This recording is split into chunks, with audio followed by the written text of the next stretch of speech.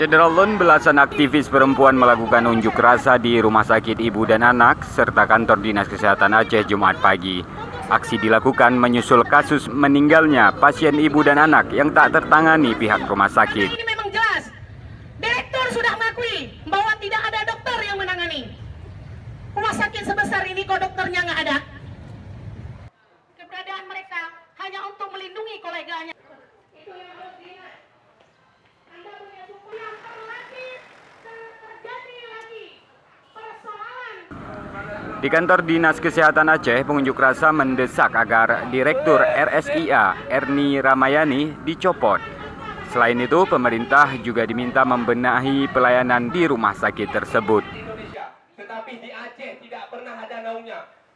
JKRA, BPJS, apapun itu namanya, tetapi sampai saat ini tidak ada bentuk pelayanan yang kami lihat maksimal. Pelayanan prima yang diganyang-ganyang oleh pemerintah. Dari Banda Aceh, Muhammad Ansar, Serambi On TV.